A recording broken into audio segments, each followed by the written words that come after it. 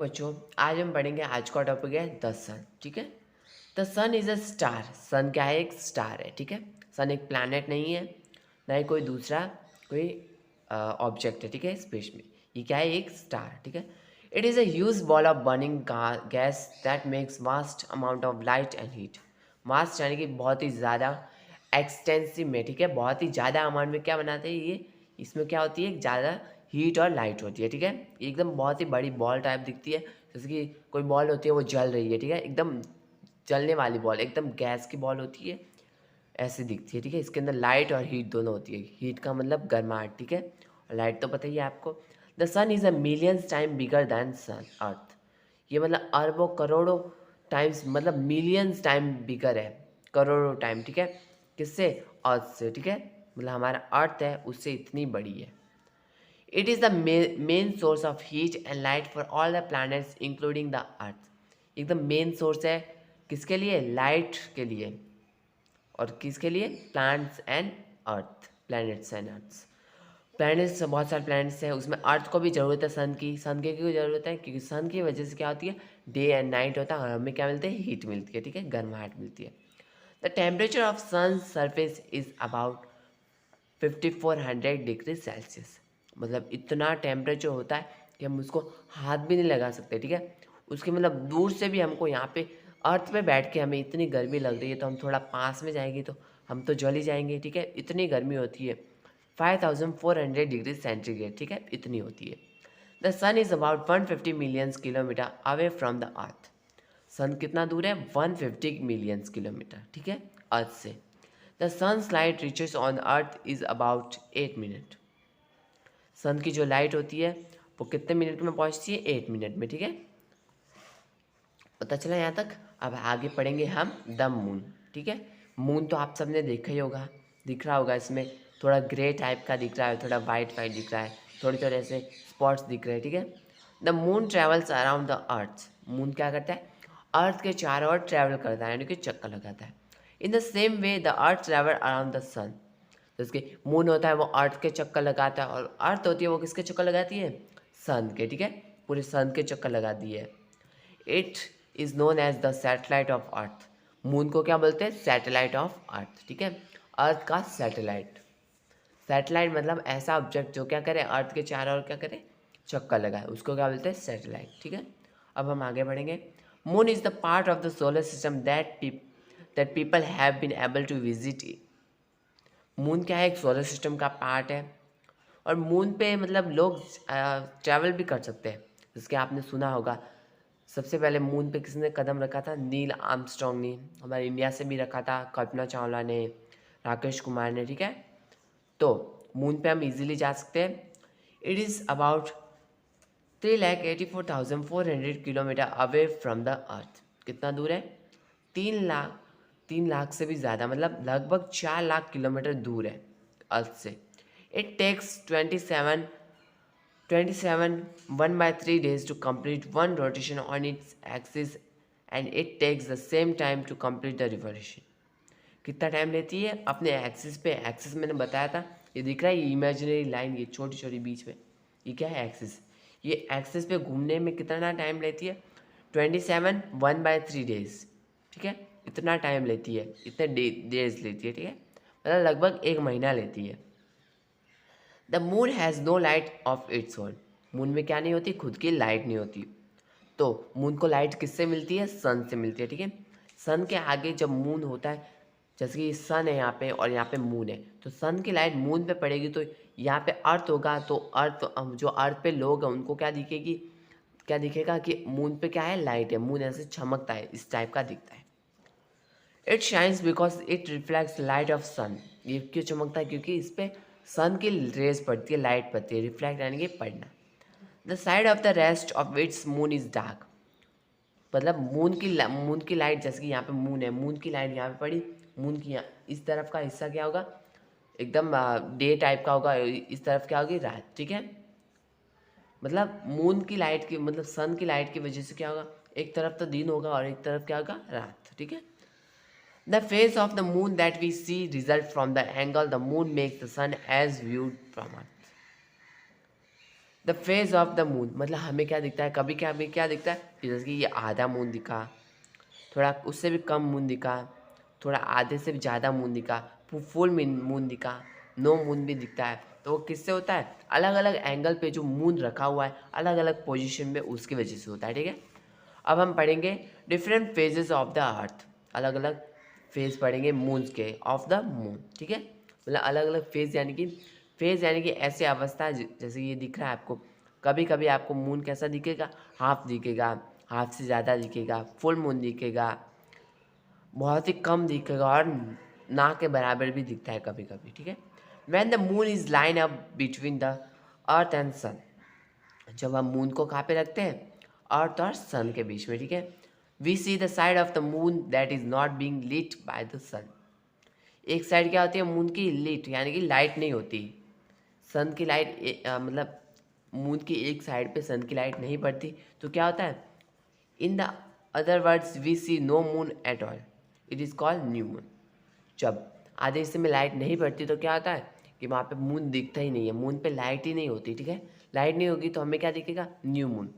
New moon तो पता है ना, न्यू मून का मतलब मून दिखता ही नहीं है, इस टाइप का दिखता है, मतलब थोड़ा सा ही दिखेगा या फिर नहीं दिखेगा, कभी कभी नहीं दिखता। After a few days we see other new moon as thin part of moon. हम अगले दिन क्या दिखते हैं, कुछ दिनों बाद क्या दिखते हैं कि जैसे कि पहले क्या होगा मून, न्यू मून। ठीक है, उसके कुछ दिनों बाद हम क्या देखते हैं कि मून थोड़ा ऐसे बड़ा दिख रहा है, यहाँ डायग्राम में दिख रहा होगा ना आपको, this this is called crescent moon. इस मून को क्या बोलते हैं, क्रिसेंट मून। ठीक है, the crescent moon grows bigger every night. जो क्रिसेंट मून होता है वो क्या होता है, हर दिन थोड़ा बड़ा होता जाता है, बड़ा होता जाता है। This is called first quarter. जो वो बड़ा होगा, हाफ होगा, तो क्या होगा, थोड़ा जैसे कि इसमें दिख रहा है हाफ, हाफ मून दिख रहा है, तो ये क्या है, फर्स्ट क्वार्टर। ठीक है, हाफ हो जाते हैं उसको क्या बोलेंगे, first quarter. Once Once more than half of the moon is illuminated, it has a shape we call gibbous. जब कुछ दिनों बाद हाफ से भी ज़्यादा होता है, उसका शेप बढ़ता जाता है, जैसे कि आपको ये डायग्राम में दिख रहा होगा, यहाँ पे ये दिख रहा है, गिब्बस फेज होगा। ठीक है, इस मतलब आधे से भी ज़्यादा होगा तो उसको क्या बोलेंगे, गिब्बस फेज। ठीक है, गिब्बस मून, और this is called gibbous moon. Gibbous phase होगा तो उसको क्या बोलेंगे, गिब्बस मून। ठीक है, the gibbous moons appear to grow bigger each night until we see the full sunlight phase of the moon. We call this phase the full moon. The surface of moon is rough. मतलब gibbous moon के बाद भी वो थोड़ा बड़ा दिखने लगता है, फिर आखिर में क्या होता है, वो एकदम पूरा मून दिखने लगता है। ठीक है, पूरा पूरा चांद दिखता है, तो उसको क्या बोलेंगे, फुल मून। ठीक है, उस फेज को क्या बोलेंगे, उस अवस्था को क्या बोलेंगे, full moon. The surface of moon is rough. Moon की सरफेस कैसी है, रफ। रफ यानी कि खुरदुरी, यानी कि बहुत सारे ऐसे स्पॉट्स है, ऐसे सर्कल टाइप के भी दिखते हैं हमें डायग्राम में वगैरह, तो इसका मतलब क्या है, वहाँ पे रफ सरफेस, एकदम खुरदुरी सरफेस है। अब आगे हम पढ़ेंगे स्टार्स एंड कॉन्स्टलेशन। कॉन्स्टलेशन का मतलब बहुत सारे स्टार्स मिलते हैं, तो उस मतलब उसको क्या बोलते हैं, constellations. The stars surrounds us at night. They are everywhere like dots in the sky. They are big heavenly bodies that are fixed at one place. Stars give out light of their own. अलग अलग जगह पे, जैसे कि यहाँ पे हमको दिख रहा है बहुत सारे स्टार्स अलग अलग जगह पे, और ये रात को क्या होते हैं, ऐसे चमकते हैं, थोड़े ऐसे चमक चमक टाइप के दिखते हैं। ठीक है, कुछ स्टार्स बड़े दिखते हैं, कुछ कम चमकते हैं। ठीक है, in the daytime the sky is dominated by bigger stars that is sun. और जब सुबह क्या होता है, सुबह कोई भी स्टार्स नहीं दिखते, सिर्फ एक ही स्टार दिखता है, सबसे बड़ा स्टार। ठीक है, सबसे बड़ा स्टार कौन सा है, सन। ठीक है, जो सन ही दिखता है और कोई दूसरे स्टार्स नहीं दिखते सुबह। Constellation are fix pattern made by group of stars in the sky. A group of star is known as constellation. Constellation की क्या डेफिनेशन होगी, a group of stars is known as constellation. ठीक है, group of stars मिलकर क्या बनाते हैं, जैसे कि यहाँ पे दिख रहा है ये पैटर्न बनाया, यहाँ पे एक गलत लिखा हुआ है, स्कॉर्पियस नहीं है, यहाँ पे क्या होगा, ऑरियन, ORION, ऑरियन होगा। ठीक है, ये ऑरियन है, स्कॉर्पियस नहीं है। There are 88 known constellation. हमारे सोलर सिस्टम में कितने कॉन्स्टलेशन हैं? 88 कॉन्स्टलेशन, यानी कि ग्रुप ऑफ स्टार, यानी कि ये एक कॉन्स्टलेशन है। आप पर्टिकुलर ऐसे कॉन्स्टलेशन, यानी कि आप ऐसे नहीं गिनोगे कि 1 2 3, ये पूरा मिलके एक बनाता है, ये एक कॉन्स्टलेशन, ठीक है। हम कुल मिला के 88 कॉन्स्टलेशन को जान सकते हैं, ठीक है। Some of the major known constellation यार, उर्सा मेजर यानी कि ग्रेड बी है, यानी कि ये भालू के टाइप का दिखता है, ठीक है, भालू जैसा। स्कॉर्पियस यानी कि बिच्छू के टाइप का दिखता है, ठीक है, बिच्छू जैसा दिखता है, जैसा दिखता है। यहाँ पे लियो नहीं है, यहाँ पे भी स्कॉर्पियस है, ये बिच्छू के जैसा दिखता है, इसको स्कॉर्पियस बोलते हैं, ठीक है। ऑरियन यानी कि हंटर यानी कि जो शिकारी होता है, जैसे कि इसके हाथ में धनुष टाइप का दिखता है, तो इसको शिकारी बोलते हैं, ठीक है। एंड लियो यानी कि लायन, शेर के जैसा दिखता है, ठीक है। In the north sky you see bright star called pole star. हम नॉर्थ में देखेंगे तो हमें क्या दिखेगा? एक पोल स्टार, ठीक है। पोल स्टार यानी कि सबसे ज़्यादा चमकने वाला स्टार, सोलर सिस्टम में सबसे ज़्यादा चमकने वाले स्टार का क्या नाम है? पोल स्टार, ठीक है।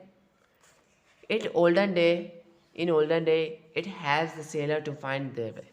पुराने ज़माने में क्या होता है, जो मतलब जो समुद्र से ट्रैवल करते थे, सेलर्स यानी कि जो ट्रैवल करते थे समुद्र से, ठीक है, तो उनको रास्ता देखने के लिए वो किसका इस्तेमाल करते थे? पोल स्टार, ठीक है।